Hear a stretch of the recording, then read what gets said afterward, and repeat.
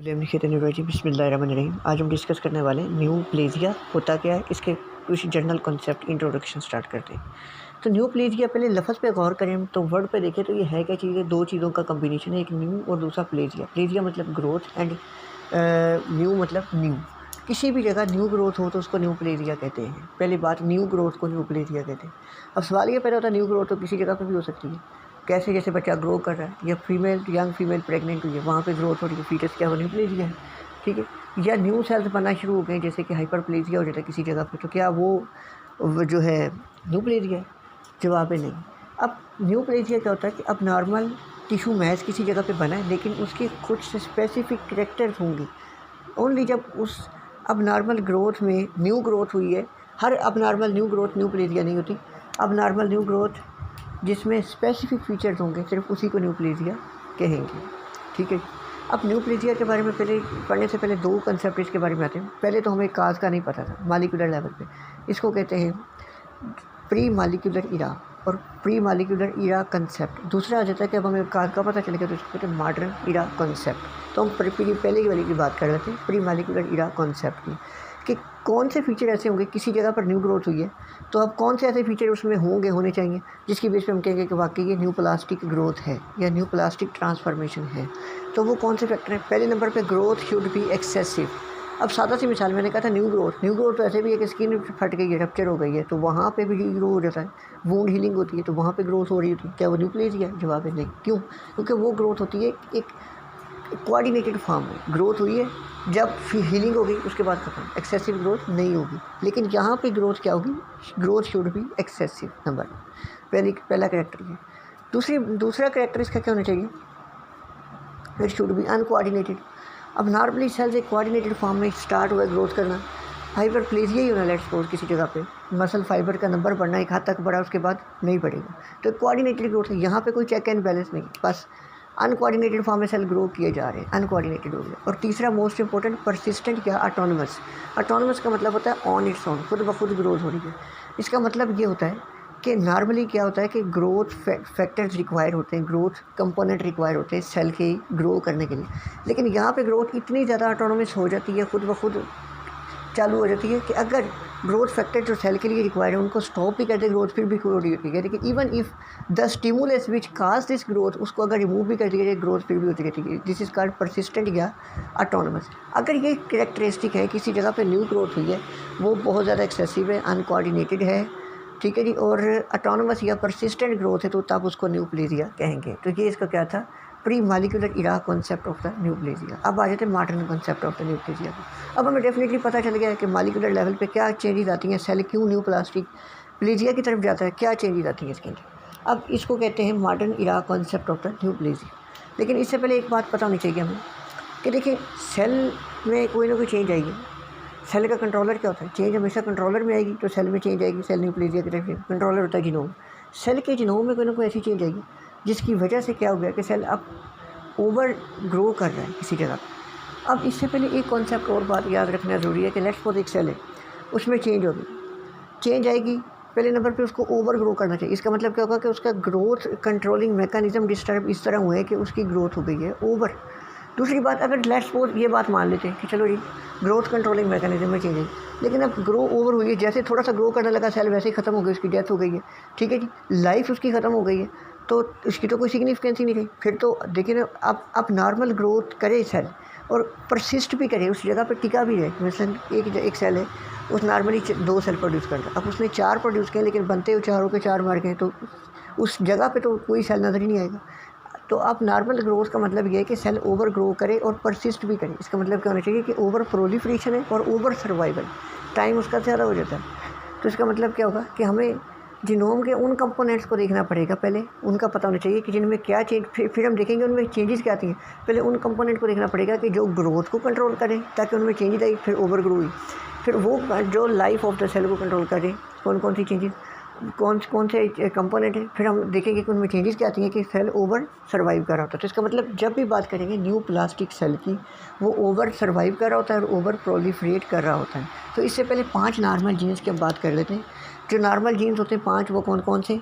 एक होता है normal regulator of the growth. अगर वो जीन ऐसी प्रोडक्ट प्रोड्यूस करता है जो जब सेल में आती हैं तो सेल ओवर ग्रो करना शुरू करता है। सेल नॉर्मली इसकी ग्रोथ बढ़ जाती है। ऐसे समझ लें सेल एक कार है तो वो एक्सेलरेटर है, जब उस पर प्रेस करेंगे, पाँव रखेंगे तो कार एक्सेलरेट हो जाएगी। This is called proto oncogene. This is normal gene और accelerator of the cell growth, number 1। Number 2, अब एक ऐसा जीन भी होता है कि अब ग्रोथ जब हमेशा रैपिडली डिवाइड तो नहीं करना, रैपिड ग्रोथ तो नहीं चाहिए। जब काम कर लिया सेल ने, अपनी ग्रोथ अचीव कर ली है, तो अब उसको वापस भी लाना है।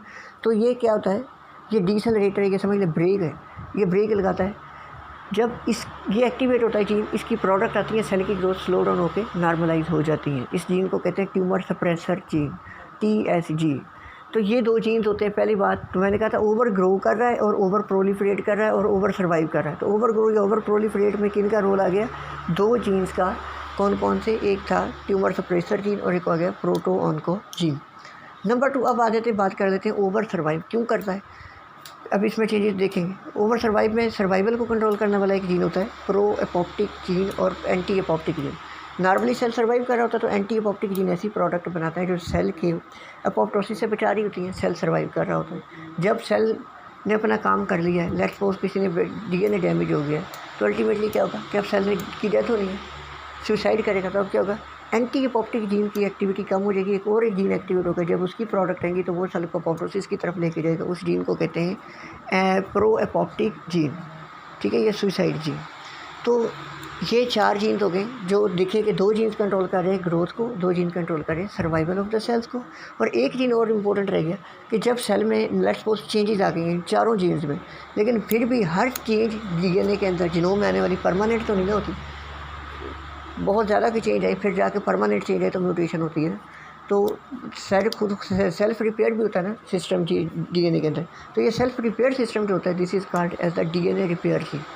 तो अब चेंजेस क्या आएंगी न्यूप्लास्टिक में, इसका मतलब क्या चाहिए कि 5 और जीन्स आहिस्ता आहिस्ता आहिस्ता आहिस्ता ख़त्म होते हैं। इसका मतलब सीरीज़ ऑफ द म्यूटेशंस चाहिए। किन में चाहिए कि कोई भी सेल है या उसकी प्रोजेनी है, लेट्स सपोज एक सेल था उसमें चेंजेस आई, उसमें थोड़ा बहुत ओवर प्रोलिफरेट करना शुरू किया, अब उसकी प्रोजेनी थी, उसमें DNA रिपेयर का मैकेनिज्म और ज़्यादा बिगड़ता गया, अब उसने और ज़्यादा प्रोलिफरेट करना, इस तरह एंड सो ऑन काम चलता गया। तो इसका मतलब cell and progeny of the cell में होगा क्या कि सीरीज़ ऑफ द म्यूटेशंस चाहिए।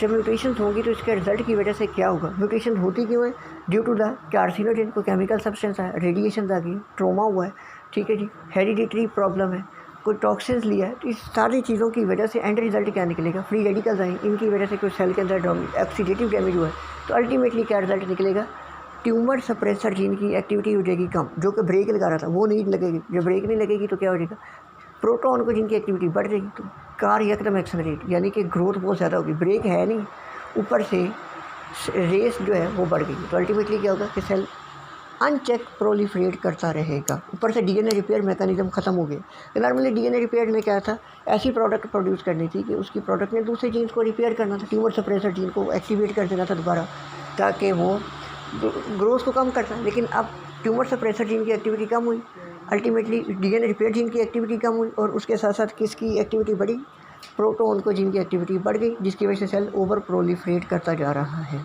अब ओवर सर्वाइव क्यों करेगा, एंटी एपोप्टिक जीन जो है उसकी एक्टिविटी बढ़ जाएगी, जबकि प्रो एपोप्टिक जीन की एक्टिविटी कम हो जाएगी।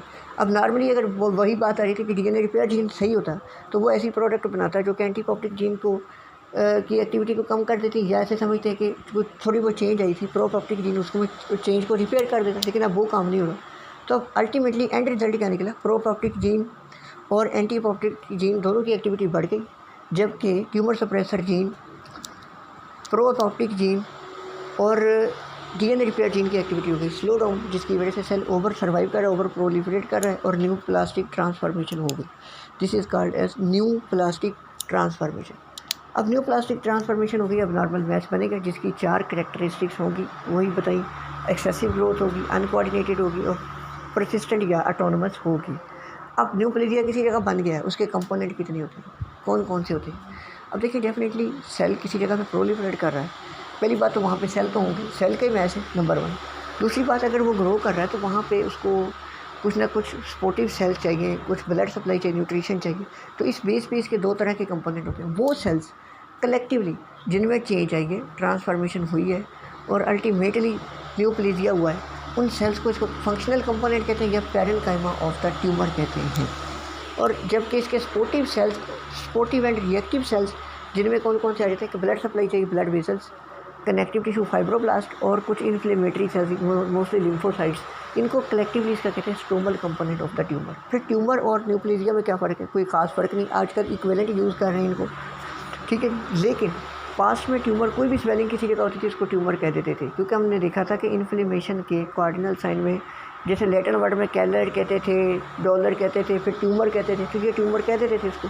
लेकिन आजकल कोई भी ऐसी स्वेलिंग जिसमें या ऐसी इन्फ्लेमेशन जिसमें न्यूप्लास्टिक ट्रांसफॉर्मेशन हुई, सिर्फ उसको ही ट्यूमर कह सकते हैं। तो ये तो हो गया ट्यूमर में इसमें फ़र्क।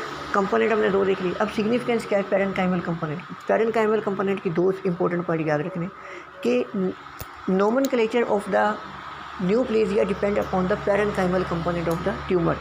यानी कि अब न्यूप्लेजिया किसी जगह पे हुआ, हम उसको नाम देते हैं स्केमस सेल न्यूप्लेजिया कार्सिनोमा, ठीक है जी, या ठीक है जी, नॉर्मल सेल क्रोमनेट से स्केमस हो गए तो हम कहेंगे स्केमस सेल कार्सिनोमा। तो पैरेन्काइमल सेल की शेप चेंज होने की वजह से हम नाम देते हैं इसको। नंबर टू इसका क्या, इसकी सिग्निफिकेंस ये है, biological behaviour of the tumour जो होता है वो भी डिपेंड करता है पैरेन्काइमल सेल्स पे। अगर ये जो सेल्स बने थे, अब जिन सेल्स की में चेंज आई है उनमें न्यूप्लियस्टिक ट्रांसफॉर्मेशन हुई है। अगर सेल में चेंज होती इस तरह की चेंज आई है, एक्सेसिव ग्रोथ हुई है, ठीक है जी, ऑटोनोमस ग्रोथ हुई है और अनकोऑर्डिनेटेड ग्रोथ हुई है, लेकिन अब नॉर्मल मैच जो बना है ना उसने इन्वेड नहीं किया टिश्यू को, तो ये मैलिग्नेंट इसको ट्यूमर कहेंगे।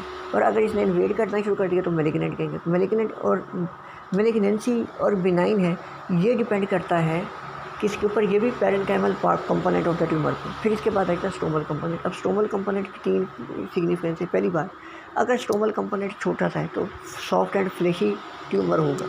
अगर कभी कभी ऐसे होता है कि parenchymal cell growth factor release करते हैं, वो ग्रोथ फैक्टर कोलेजन डिपॉजिट करवाना शुरू कर देते हैं by the stromal cell. Stromal cell में फाइब्रोब्लास्ट है तो फाइब्रोब्लास्ट कोलेजन डिपॉजिट करना शुरू करते हैं।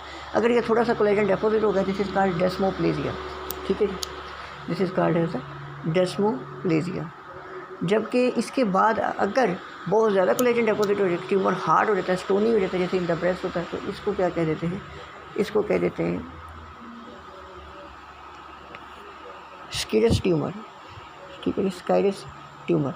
इसके बाद न्यूक्लियस्टिक ग्रोथ को पैरासिटिक ग्रोथ भी कहते हैं। उसकी वजह ये होती है कि ये डेंजरस ग्रोथ है। पैरासाइट का मतलब क्या होता है कि जो कि बॉडी के साथ, बॉडी से या किसी होस्ट से बेनिफिट ले बदले में नुकसान पहुंचे, तो ये भी ऐसे कर रहा है, बॉडी को इसका कोई फ़ायदा नहीं, लेकिन at the cost of the normal sales ये सर्वाइव कर रहा है, उनकी भी न्यूट्रिशन ये खुद ले रहा होता है, तो इसलिए इसको पैरासिटिक भी कहते हैं। तो ये सारा नॉर्मल इंट्रोडक्शन